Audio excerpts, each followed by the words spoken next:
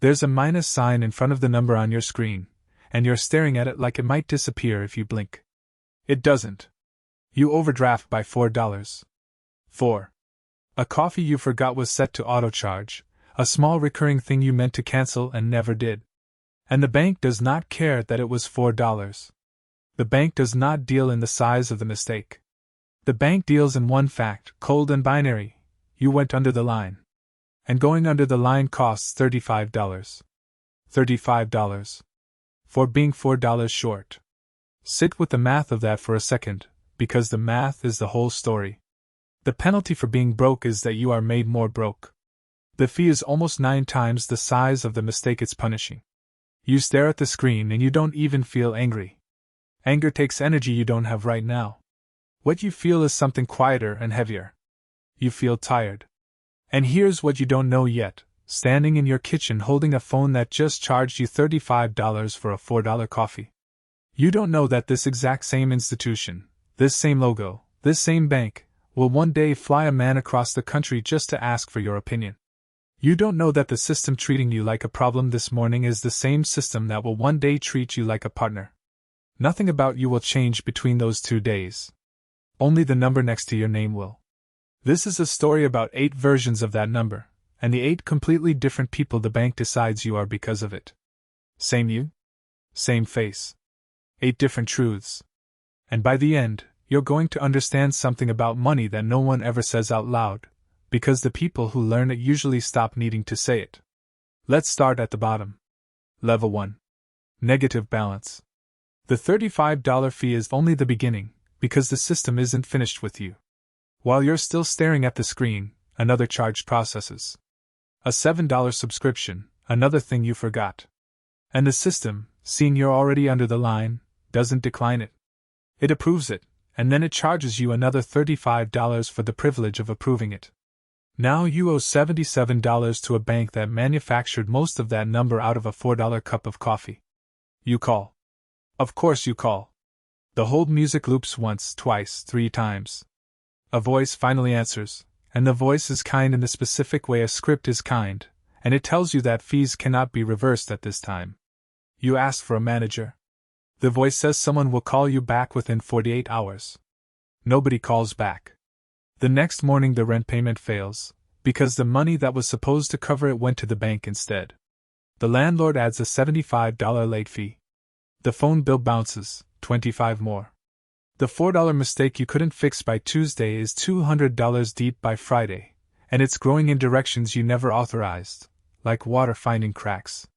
Currently, Americans pay billions of dollars in overdraft fees every single year, and the overwhelming majority of those fees are paid by the people who can least afford them, often triggered by transactions of just a few dollars.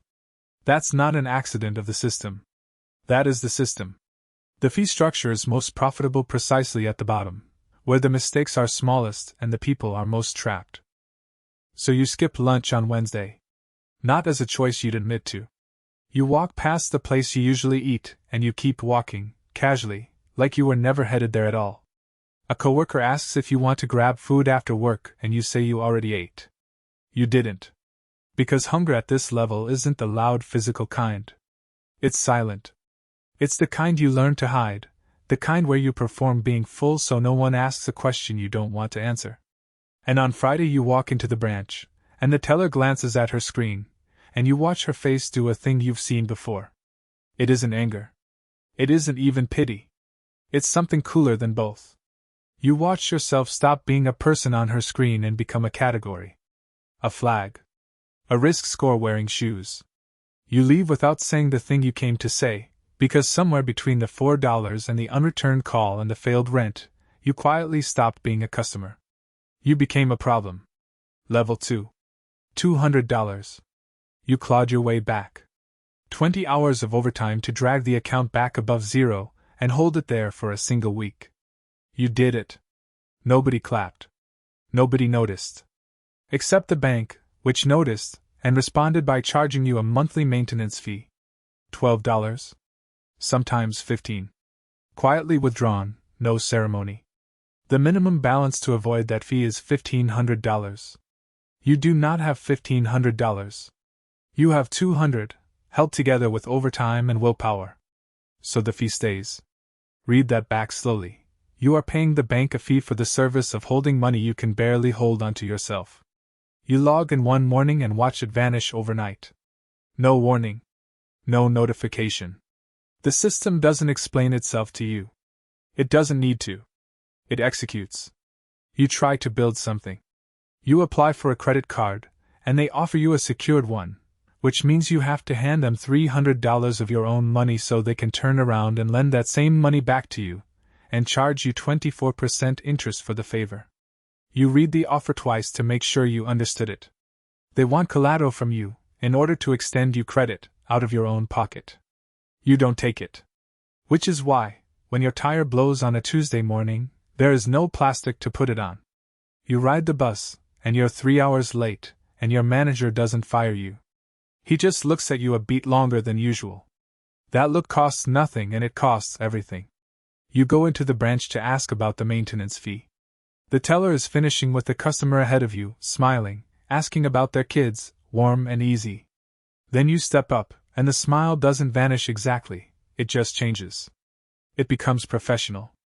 Trained. The temperature of the room drops a single degree that only you can feel.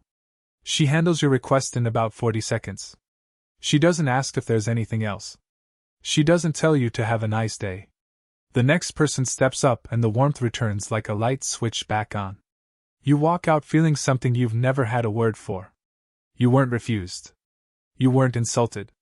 You were simply moved through, like luggage on a belt.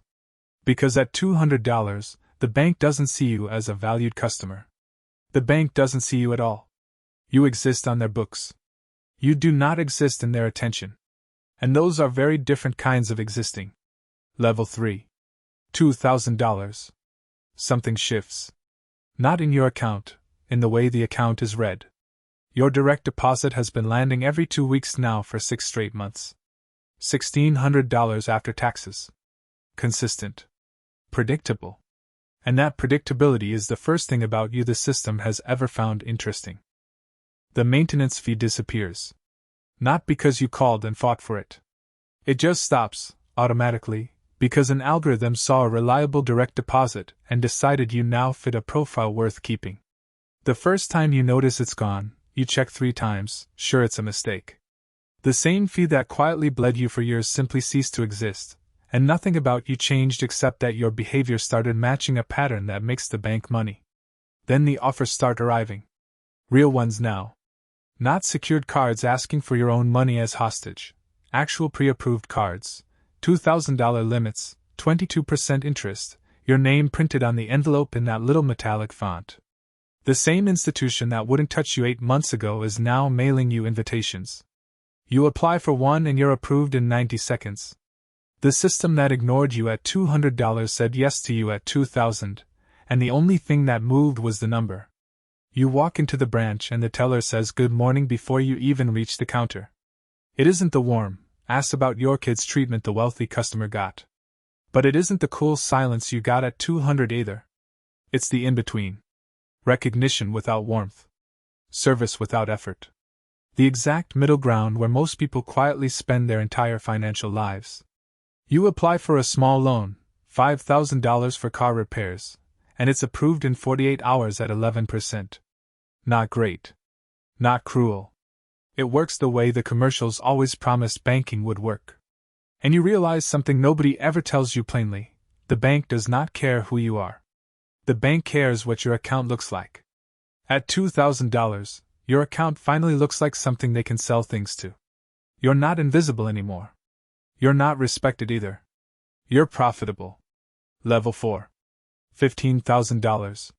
You open the app one day and notice your credit limit changed on its own. $4,000 became $9,500. You didn't ask. You didn't apply. The bank simply decided you were worth more rope. Then the phone rings, and it isn't a robocall. It's a person. The bank has assigned you a relationship banker. He says his name twice, gives you a direct line, asks about your goals, your timeline, your savings. He'd love to schedule a 15-minute review.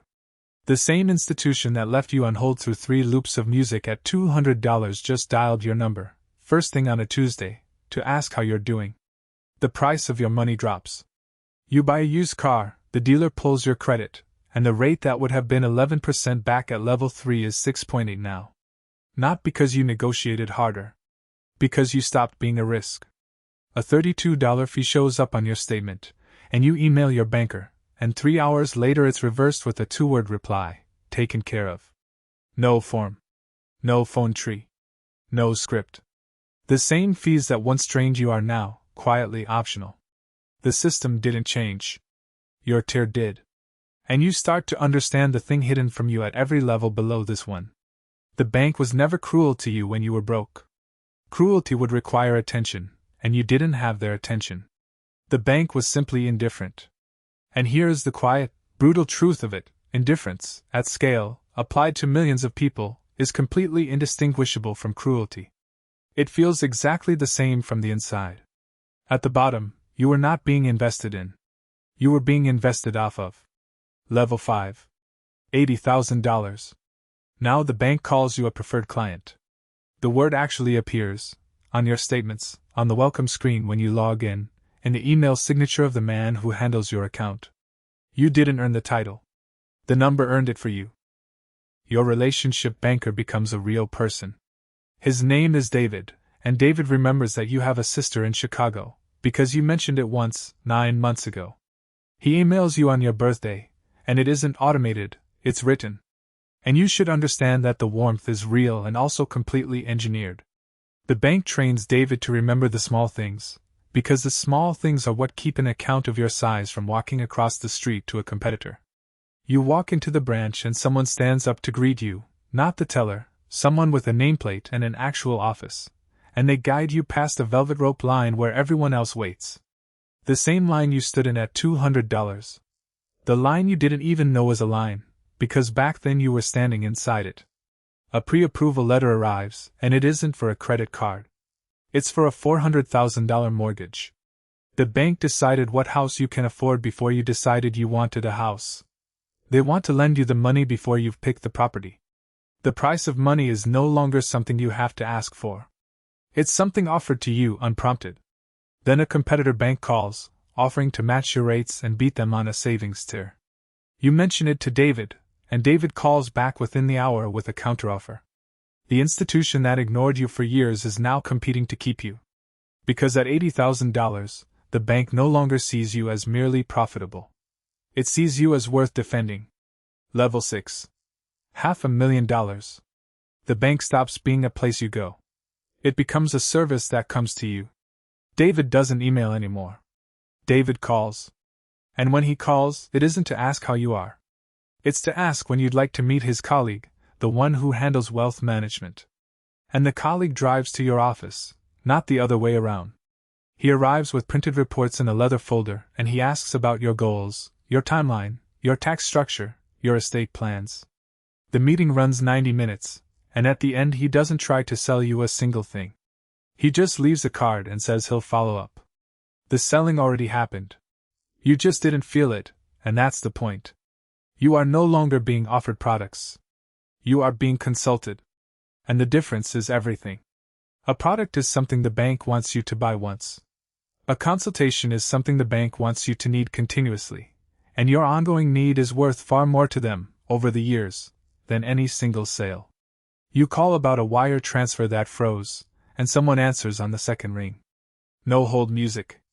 No script. The problem is solved inside the same conversation.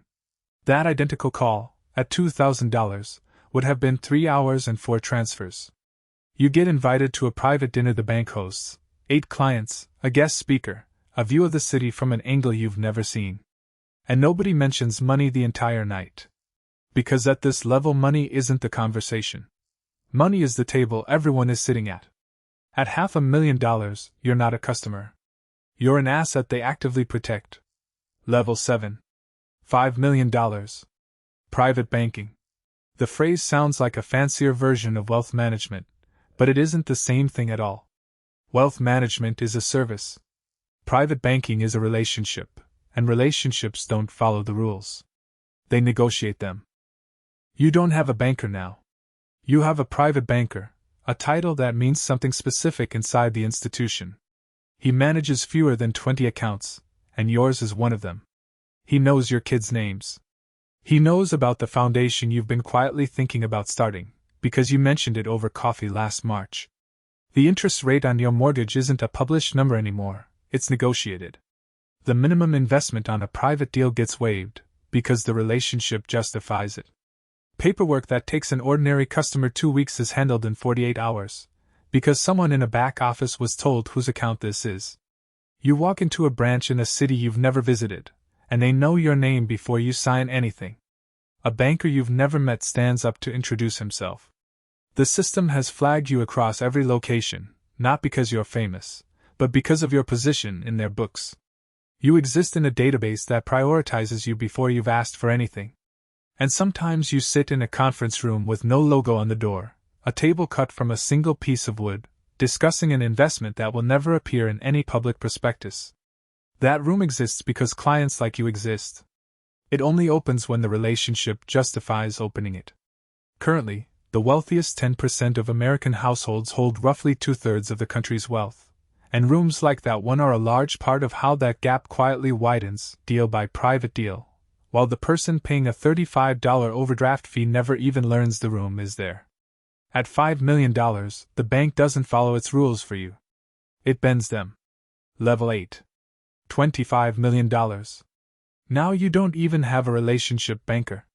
You have a relationship, and the distance between those two words is the distance between this level and everything below it. Your account is a named line item in someone's performance review. Losing you would damage careers. So the institution doesn't compete to keep you. It organizes itself, quietly, around the single goal of not losing you. There are people inside that bank whose jobs exist partly because of your account. They don't know that. You don't either.